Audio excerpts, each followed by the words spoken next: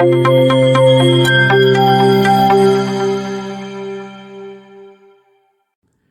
Guys, welcome to maths academic point. आज के इस लेक्चर में हम पढ़ने वाले हैं methods to find the compound interest.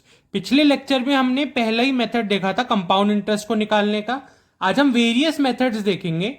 और अब ये याद रखिएगा कि आज जो आप लेक्चर में जितने भी मेथड्स देखने वाले हैं, इन्हीं मेथड्स का आप यूज करने वाले हैं क्वेश्चंस को निकालने में। ठीक है, तो आज का लेक्चर बहुत ही इंपॉर्टेंट होने वाला है, क्योंकि आज हम क्या देखने वाले हैं कि हम किस तरीके से कंपाउंड इंटरेस्ट को निकालते हैं। तो जो हमारा इसमें पहला जो मेथड आता है वो होता है रेशो मेथड। अब रेशो मेथड से हमने पहले सिंपल इंटरेस्ट में भी सीखा है कि रेशो मेथड होता क्या है। तो रेशो मेथड में हम करते क्या है, सबसे पहले मैं क्या करता हूँ, एक एग्जांपल लेता हूँ। जैसे कि देखिए 10,000 रुपए है मेरे पास। ठीक है, मान लीजिए 10,000 रुपए है, 10% का रेट है और मुझे 2 साल के अंदर वापस करना है। तो मुझे कंपाउंड इंटरेस्ट इस केस के लिए निकाल के दिखाना है। तो यहां पे देखिए इसमें मैं क्या करने वाला हूँ, रेशो मेथड का यूज करूंगा। तो अब सबसे पहला स्टेप याद रखिएगा रेशो मेथड का, कि आपको हमेशा क्या होगा, रेट का कुछ ना कुछ परसेंटेज दिया हुआ होगा। और ये भी आप याद रखिएगा कि जो रेशो मेथड है सबसे ज्यादा तब इफेक्टिव होता है, जैसे कि देखिए यहाँ पे तो 10% है। अगर आपको कॉम्प्लेक्स परसेंटेज मिली है जैसे कि 16 2/3%, तो ये आपका एक कॉम्प्लेक्स परसेंट हो गया। जैसे कि 14 2/7%, ये आपका एक कॉम्प्लेक्स परसेंटेज हो गया। अगर आपको इस टाइप के दिखे परसेंटेजेस, तो आप ज्यादातर रेशो मेथड का यूज करेंगे। कंडीशन के लिए हमारे रेशो मेथड को अप्लाई करेंगे। 10,000 रुपीज, 10% का रेट, और 2 ईयर्स के लिए हमें वापस कर देना है, 2 ईयर्स में वापस कर देना है लोन को। तो देखिए इसको हम अप्लाई कैसे करते हैं। तो रेशो मेथड में जो आपका पहला स्टेप होता है कि वो होता है कि आपको जो भी आपका परसेंटेज है उसको आपको फ्रैक्शन में कन्वर्ट करना है। तो मान लीजिए अगर मेरे पास 10% है, तो मैं उसको फ्रैक्शन में क्या लिख सकता हूं, फ्रैक्शन में मैं उसको लिखूंगा 1/10, है ना। 10% का अगर मुझे फ्रैक्शन वैल्यू लिखनी हो तो 1/10। अब आपको ये याद रखना है कि आपने ये सिंपल इंटरेस्ट में भी देखा था, जो भी आपका रेट होता है, नीचे वाला टर्म क्या होता है, नीचे वाला टर्म होता है प्रिंसिपल, जिसको मैं पी से दिखा रहा हूं। और ऊपर वाला टर्म क्या होता है, ऊपर वाला टर्म होता है इंटरेस्ट, जिसको मैं आई से दिखा रहा हूं। तो ये दो बातें हमने सिंपल इंटरेस्ट में भी जानी थी।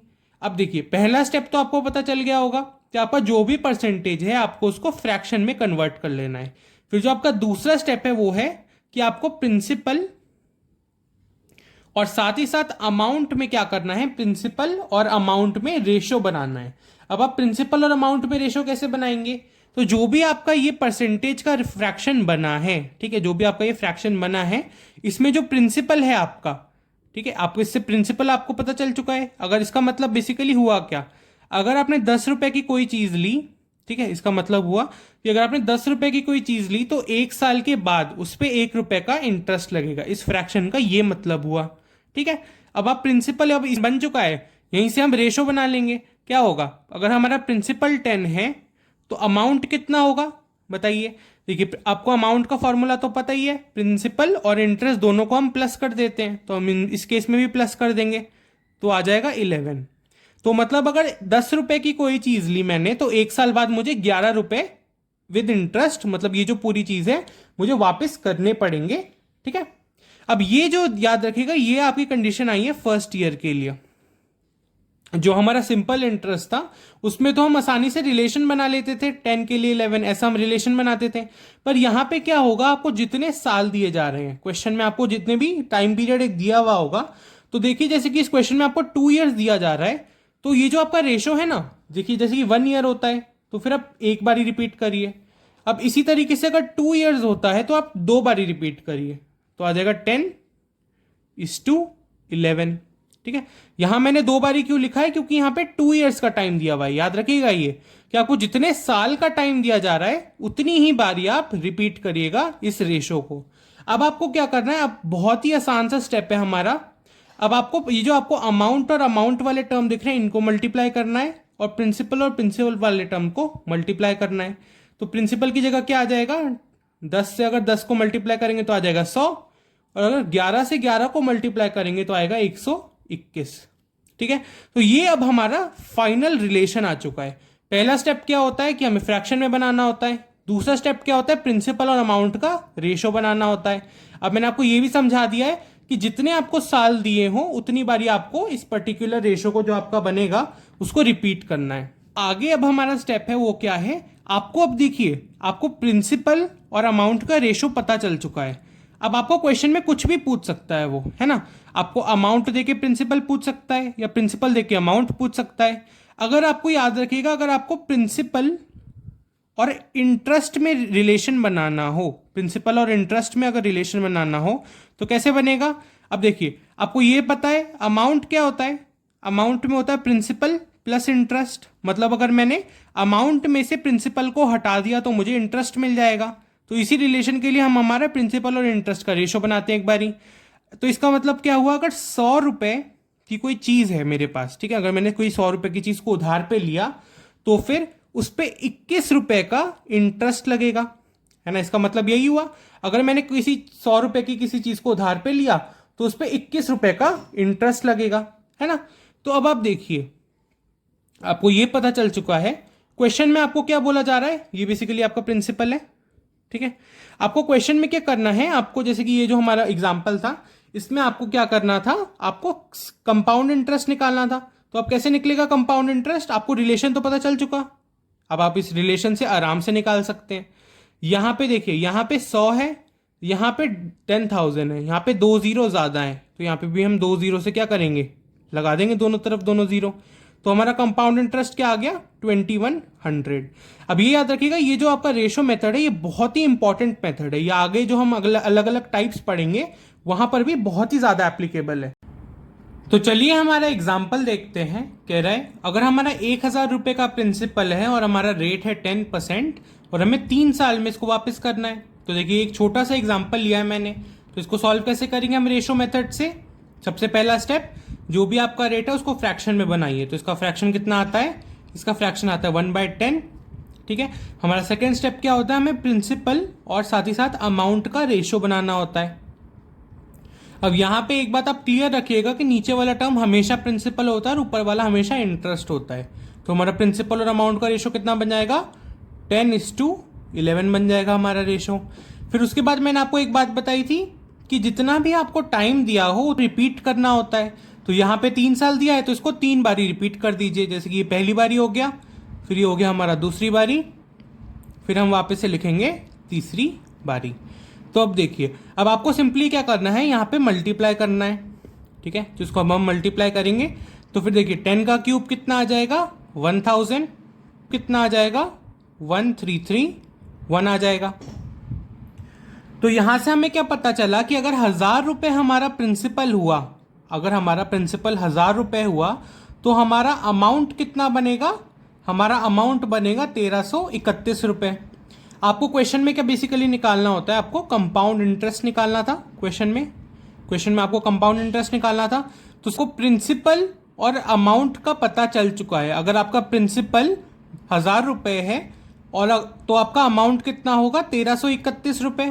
तो इसमें अगर मैंने माइनस करा, अमाउंट में से मैंने प्रिंसिपल को माइनस करा तो मुझे मिलेगा 331 रुपये, है ना। 331 रुपये मिलेगा और ये क्या हो जाएगा मेरा, ये हो जाएगा मेरा कंपाउंड इंटरेस्ट। क्योंकि आपको पता ही है कि अमाउंट का फॉर्मूला होता है प्रिंसिपल प्लस इंटरेस्ट। अगर मुझे इंटरेस्ट की वैल्यू चाहिए तो अमाउंट में से प्रिंसिपल को माइनस करना होगा।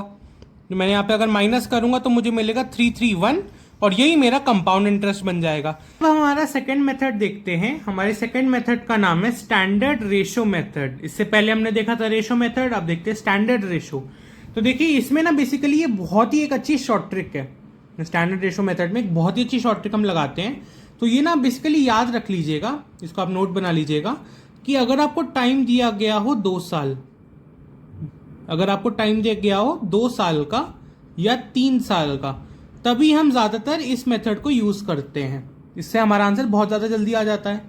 तो देखिए अगर 2 साल या 3 साल का टाइम दिया हो तो आप क्या करिएगा, अब ये रेशो को सबसे पहले लिख लीजिए। टाइम है तो हमारा रेशो होगा 2:1 और अगर 3 साल का टाइम है तो हमारा रेशो होगा 3:3:1।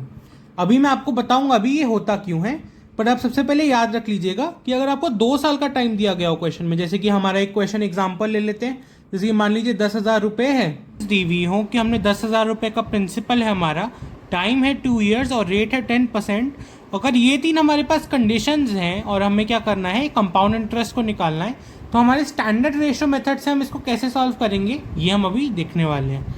तो देखिए स्टैंडर्ड रेशो मेथड कैसे काम करता है।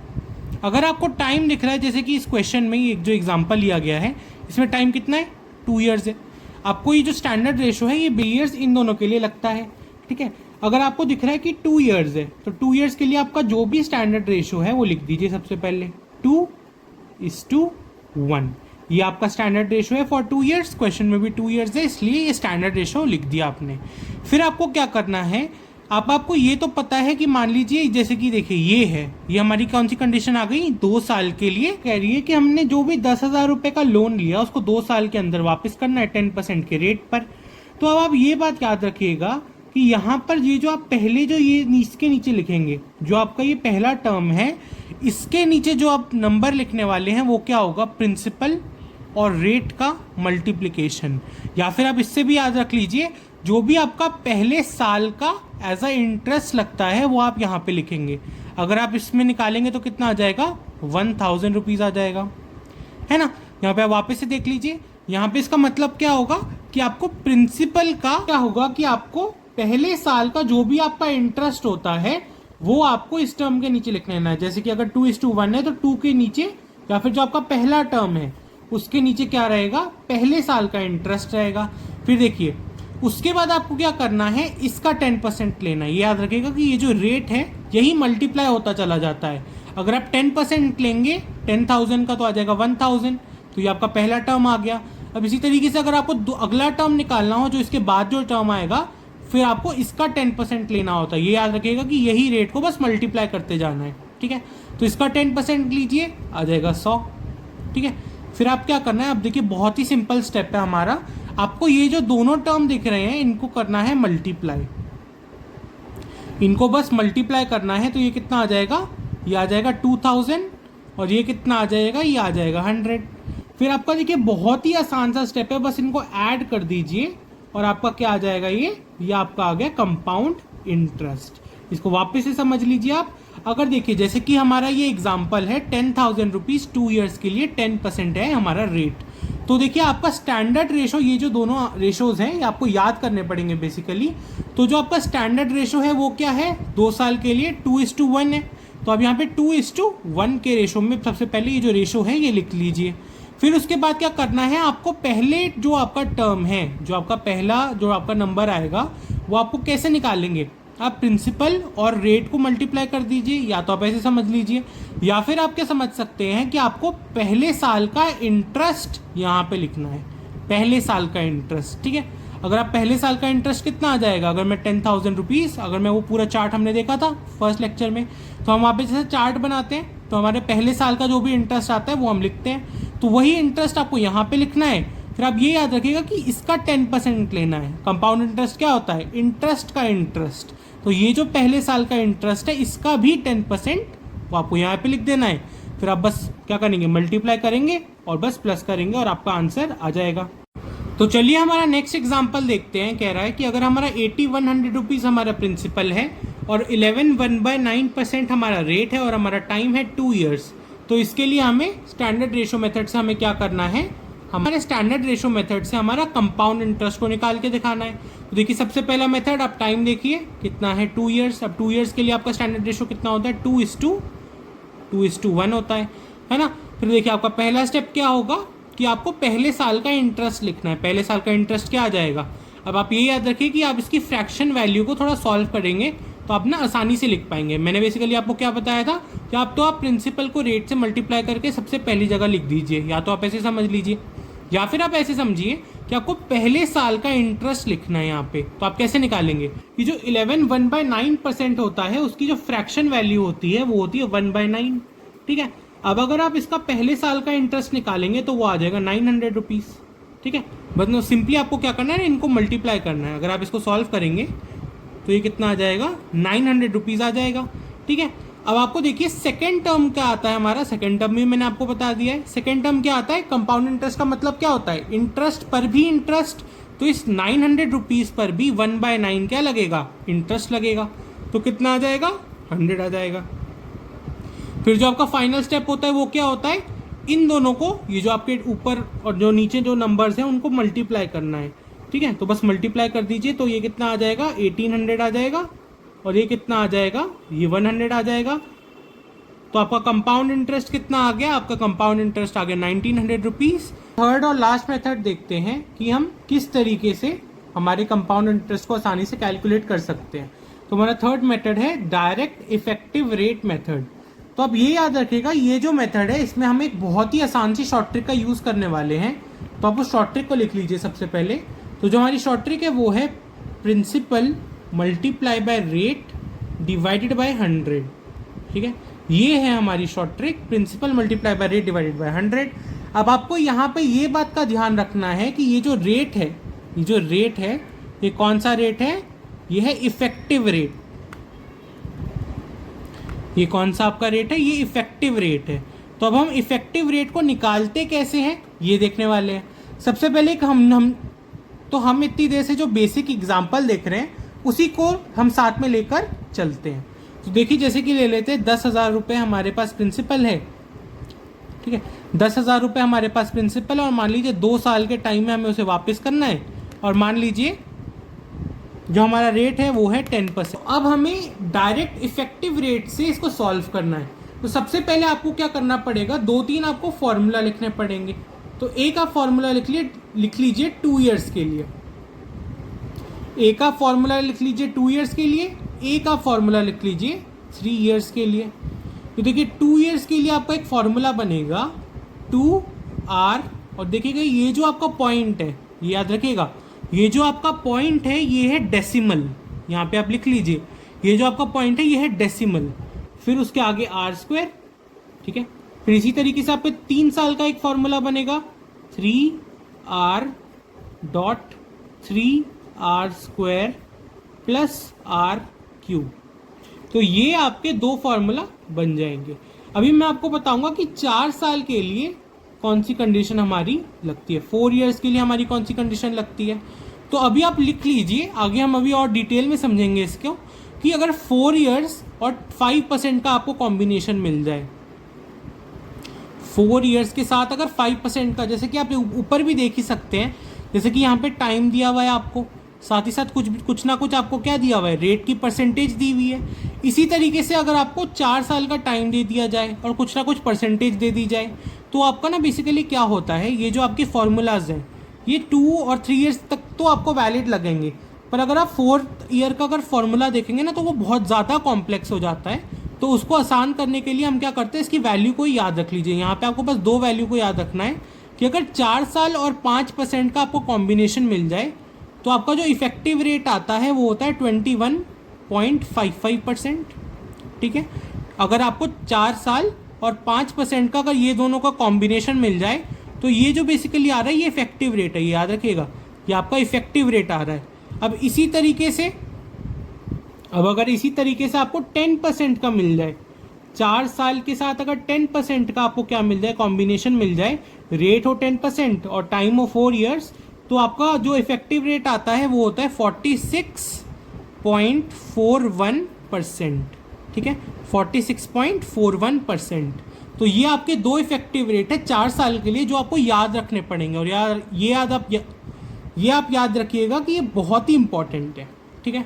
तो अब आप देखिए कि हम इफेक्टिव रेट को निकालते कैसे हैं, ठीक है। तो अब हम देखते हैं कि इफेक्टिव रेट को निकालेंगे कैसे। ना है कि जब भी आप इफेक्टिव रेट निकालेंगे तो सबसे पहले आपको 2 चीज़ों का ध्यान रखना है।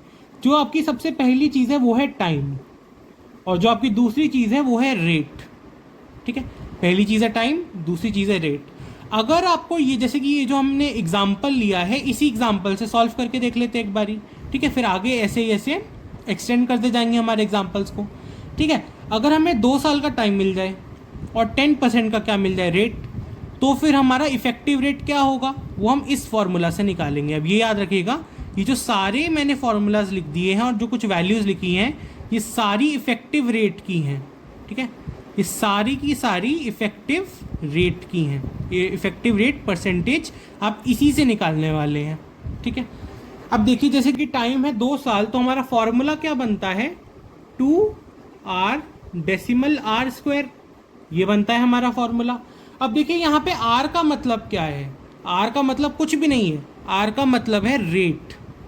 ये आप याद रखिएगा कि आर का मतलब क्या है, रेट। जो भी हमें रेट दिया हुआ है उसका मतलब है आर। यहाँ पे अगर हमें ये दो चीज़ें दी गई हो तो कैसे निकलेगा। अब इस फॉर्मूला में बस वैल्यू रखनी है आपको, ठीक है। जो आपका रेट आएगा उसकी बस परसेंटेज की वैल्यू रखिए। जैसे कि यहाँ पे है 10%, तो आप वैल्यू क्या रखेंगे, 10 रखेंगे, ठीक है। फ्रैक्शनल वैल्यू हमें नहीं चाहिए, हमें जो परसेंटेज की वैल्यू है वही चाहिए, ठीक है। तो यहाँ पे हम वैल्यू रखते हैं 2 मल्टीप्लाई बाय 10। अब 2 मल्टीप्लाई बाय 10 क्यों लिखा, क्योंकि यहाँ पे हमें रेट की वैल्यू 10 ही दी हुई है। फिर हम लिखेंगे डेसिमल, और फिर देखिए आर का स्क्वायर, आर यहाँ पे है मतलब आर जो हमारा रेट है वो यहाँ पे क्या है, 10 है। तो 10 का स्क्वायर कितना होता है, 100, ठीक है। अभी आप ये याद रखिएगा कि ये जो पॉइंट है ये डेसिमल वाला पॉइंट है, ठीक है। अब देखिए अगर मैं 2 इंटू 10 कर दूंगा तो कितना आ जाएगा, 20 आ जाएगा। और यहाँ पे क्या है, डेसिमल 100। अब देखिए ये जो स्टेप है ना, ये बहुत ही इंपॉर्टेंट स्टेप है आपका, बहुत ही ज़्यादा इंपॉर्टेंट। आपको ऐसा दिख रहा हो कि आपका जो डेसिमल के बाद 3, 4 या 5 डिजिट्स हैं, वैसे तो 3 या 4 ही होंगे। अभी देखिए जैसे कि यहाँ पे 3 है, तो आपका जो स्टेप होगा वो क्या होगा, आपको लास्ट वाले 2 डिजिट्स रखने होते हैं और जो स्टार्टिंग वाला डिजिट है उसको जंप करा के यहाँ पे प्लस कर देना होता है। वापस से मैं रिपीट कर रहा हूँ, देखिए जो हमारी परसेंटेज थी वो क्या थी, 20.100। तो देखिए आपको ना बेसिकली यहाँ पे करना क्या होता है कि अगर यहाँ पे 3 डिजिट हो गए, जैसे कि 100 यहाँ पे 3 डिजिट आ गए, तो आपको क्या करना है, लास्ट वाले 2 डिजिट को आप एज इट इज़ रहने दीजिए। लास्ट वाले 2 डिजिट को आप एज इट इज़ रहने देंगे, स्टार्टिंग वाले डिजिट को इस डेसिमल के ओवर जंप कराएंगे और इसके साथ प्लस कर देंगे, तो कितना आ जाएगा, 21%। ये आ गया आपका इफेक्टिव रेट। अब आप देखिए इसको कैसे आसानी से सॉल्व करेंगे। इफेक्टिव रेट आ गया, मैंने के ऊपर क्या फॉर्मूला लिखा है, principal multiply by rate divided by 100। आपको रेट पता चल चुका है 21%, डिवाइड कर दीजिए 100 से और मल्टीप्लाई कर दीजिए आपके प्रिंसिपल से, कितना आ जाएगा, 10,000 रुपीज़ आपका प्रिंसिपल है। यहाँ पे आप इसको सॉल्व करेंगे, कितना आ जाएगा, 2100 रुपीज़ आ जाएगा। एक तो ये भी हमारे पास तरीका है कि हम इफेक्टिव रेट को लगा कर क्या कर रहे हैं, हमारे क्वेश्चन को सॉल्व कर रहे हैं, और ये आ गया हमारा कंपाउंड इंटरेस्ट।